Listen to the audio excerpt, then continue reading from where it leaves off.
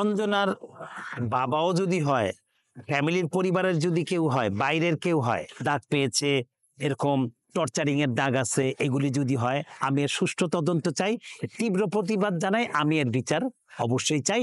মনির কারণে আসলে অঞ্জনা আপা মারা গেছে। ওকে জিজ্ঞেস করা হয়েছে সেদিন, আমাদের সব সিনিয়র আর্টিস্টরা ছিল, প্রযোজক সমিতি জিজ্ঞেস করছে, ও বলছে আমার ভুল হয়ে গেছে, যদি কেউ অপরাধী হয়ে থাকে যেন পার না পায়, তার যেন সুষ্ঠু তদন্ত করে সুষ্ঠু একটা বিচার, সুন্দর বিচার, দৃষ্টান্তমূলক শাস্তি হয়, এটা আমি চাই।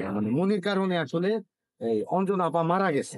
হ্যাঁ, তো আপনি তো সার্বক্ষণিক আসলে একটা যোগাযোগের মধ্যে ছিলেন, আপনি বিষয়টা কিভাবে দেখছেন? আপনার মুখ থেকে আমি বিষয়টা দেখবো, ওকে জিজ্ঞেস করা হয়েছে সেদিন, আমাদের সব সিনিয়র আর্টিস্টরা ছিল, প্রযোজক সমিতি জিজ্ঞেস করছে, ও বলছে আমার ভুল হয়ে গেছে, জ্বরের ব্যাপারটা বলছে, আমি তুমি নাও না কেন হসপিটাল দ্রুত, আর দাগের ব্যাপারটা সেটাও বোধহয় জিজ্ঞেস করছে, আমি তো রুমে ছিলাম না, এইটা।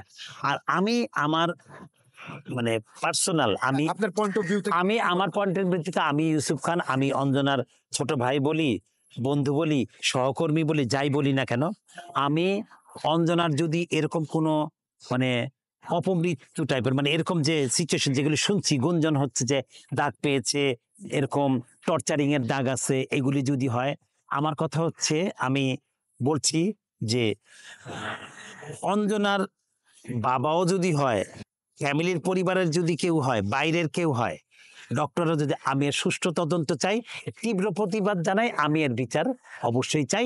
যে প্রশ্নটা আসছে, প্রশ্নটা ক্লিয়ার হয়ে যাক, যদি অপরাধী যদি অপরাধ করে থাকে সেটা সামনে আসুক, যে এই অপরাধী। মনির আচরণ রহস্যজনক ছিল। রহস্যজনক, আমি তো, সবাই আমাকে কিন্তু বলছে, কিন্তু আমি কিন্তু ওই সময় তো জানেনি যে আমার আমার মনে হয় মনির চেয়ে বেশি আমার বেশি লেগেছে। আমাকে অনেকে বিদেশ থেকে অনেক নায়িকা অনেকে ফোন দিয়ে, অনেক স্বাভাবিক, কারণ আপনি হচ্ছেন সহকারী। আমাকে বলেছে যে তোমার ভিডিও দেখে আমি নিজে কাঁদছি, এবং তার মানে আমার কি যে কষ্ট লাগছে, তার চেয়ে আমার চেয়ে 100 গুণ কষ্ট তোমার লাগবে। ওই মুহূর্তে আমার মাথা এলোমেলো ছিল, কেমন যেন মনে কি যেন একটা, কি যেন হয়েছে, একটা টর্নেডোর মতো এমন হলো আমার কাছে মনে হলো।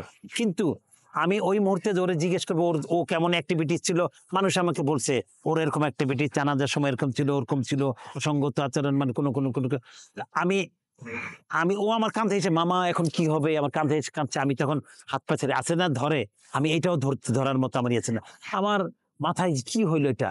আমি তো গতকালকে বাসায় হাঁটছি, মনে হয় কি আপার রাত্রে কল দিব, হ্যাঁ, আপার বাসায় যারা যারা থাকছে থাকে, এই প্রশ্নগুলি তাদেরকে বললে, অনেকে বলে টর্চার অমুক তমুক, তার বাসায় ড্রাইভার আছে, কাজের লোক আছে, তাদের বাসার দারোয়ান সিকিউরিটি যারা আছে তাদের বলতে পারবে।